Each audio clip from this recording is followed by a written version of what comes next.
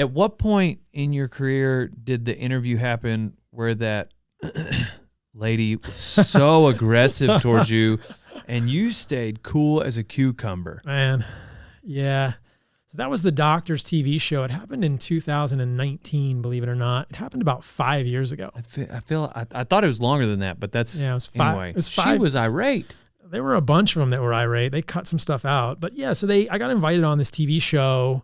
Never been on one before. So they could yell at you. Basically, it was a complete setup, and there were 4 doctors on the stage with a lawyer, and then a doctor in the audience, and then another doctor against me on the TV. So it was like 6 doctors plus 1 lawyer against me. And the reason I went on is because they wanted to have on a couple of my friends, 2 sisters, who had essentially reversed their lupus with a carnivore diet. So they had essentially reversed a recalcitrant autoimmune disease that most doctors would have told them is not reversible with diet. And they brought these women on to tell their story and then tried to paint them having eating disorders. So they tried to make them look bad, having eating disorders. They brought me on to talk about the carnivore diet and then railroaded me and proceeded to tell me that I had no business talking about diet and nutrition. Yeah, it was pretty crazy. And the hypocrisy is clear when the woman yelling at me is overweight and clearly and unhealthy. Yeah, unhealthy. Yeah, unhealthy. Yeah, I forgot about that. Play part. the clip. Yeah, exactly. Yeah, roll the clip. There are no risks to eating the foods that we have been eating as humans for our entire existence.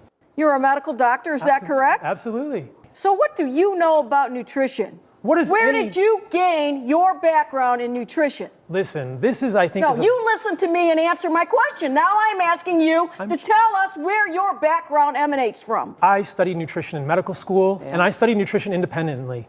One of the crazy things about medical school is that it teaches you how to read articles. I'm a doctor. I know how to read articles. So have you I know done how to read any the literature. independent testing? Have you written any articles that was as suggested by the physicians who've been here today? What does writing articles have to do with my knowledge of nutrition? Because I could become you. I could be you as an expert because I read all of the data and all of the articles on this subject. Now I'm an expert? That doesn't make me an expert. The bottom line is you practice psychiatry. Am I correct? I practice medicine. You practice psychiatry, is that correct? Medicine. So what makes you an expert in this? To say that because I'm a psychiatrist, I don't know about nutrition is a completely... I didn't say that. That's your what you were expertise inferring. is scary thought process. That is all you need to do is read articles to make you an expert. I want to know what kind of testing you've done, what kind of data you have, what you yourself have found regarding these issues. I'm not sure. Other than what reliance is on other people's I'm not sure I understand your question because that's how You don't want to listen to my question because you know I'm right. No, you're wrong. Anyone gathers data by reading articles. Anyone gathers data by learning. What you're suggesting is not a fair criticism of me. Yeah, she was just yelling. And anyhow, there's a lot of people like that. I remember taking a nutrition class in college, and she called herself the fat dietitian, because our teacher, and jokingly, she's overweight. And I remember she was like, fiber. Yeah, y'all are getting enough of that in your cereal. Next issue, next topic. And I was like, I don't know if this woman is who I want to take advice from. But I liked how cool you stayed. Talk about maybe just the country's perspective on it since then. Like, I feel like you've got much more support than you did in 2019. Yeah. So as we talked about, I ate only meat and organs and animal fat and salt for about 1.5 years. I added some things back in. I eat all sorts of fruit now. So, and in terms of fruit, squash is a fruit, avocado is a fruit, cucumbers are a fruit. So some foods people think of as vegetables I'll eat and they're fruit and they seem to do fine. And I've tried to include some vegetables in my diet and a lot of them do trigger my eczema when I'm adding them in one at a time. So I think it's been interesting. And in my content, I talked about that. And originally it's hard to go from saying a carnivore diet is what I think is best for humans to saying I'm actually eating fruit. I still get a lot of flack today for changing my mind, even though it's probably a healthy thing for humans to change their mind and be authentic about how we're evolving and learning.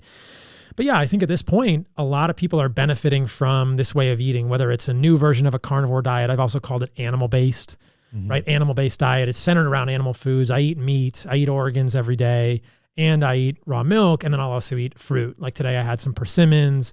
I'm going to eat some squash later. I'll probably eat some, what else is here? If I can get some orange juice, I'll have some orange juice today.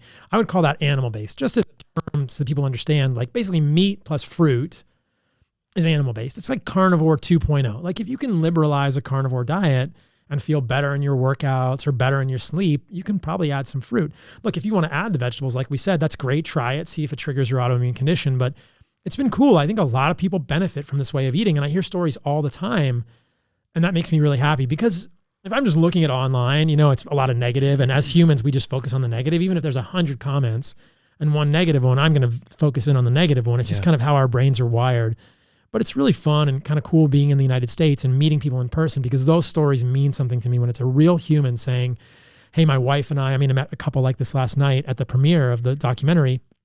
My wife and I were trying to conceive, we wanted to have a baby, and changing our diet really made the difference. And That's then wild. Maybe they started taking the Her Package supplement from Heart and Soil as well. And then they conceive a baby. And that one really hits home for me, because I'm 47. I'm single, but I really would like to find partnership and a good woman. I would love to have kids, So I think about that. When I hear about people having babies, it makes me really happy. A lot of my friends are having families now, and I think like, wow, that's so cool. So that means the world to me. Or people will come up to me in the airport sometimes and say, hey man, I had eczema like you, or I had psoriasis. Chad Mendes was just on Cam Haines' podcast recently. And I know Chad through the carnivore diet, through talking to him about an animal-based diet. And Chad talked about his plaque psoriasis and how changing his diet completely reversed it. Have you seen pictures of Chad's legs? Yes. They're strikingly better. It's I follow him on Instagram. It's night and day how much positive change it made in his plaque psoriasis, which was severe, by simply changing his diet to carnivore and now animal-based. And that kind of stuff makes me think this is cool. It's not a randomized controlled trial, but enough of these anecdotes, enough of these personal stories make me think this is really helpful for people. It's not the only way, but I think it's a very powerful blueprint for people that have these issues, that are struggling, that want to get better, as a place to start. So yeah, it's definitely picked up a lot of encouraging, anecdotes and human stories that are being shared. It's picked up a lot of momentum, and I'm just happy that it's helping people. I don't pretend to know it all. I don't want people to think this is the only way, and I'm glad that some people are finding it helpful.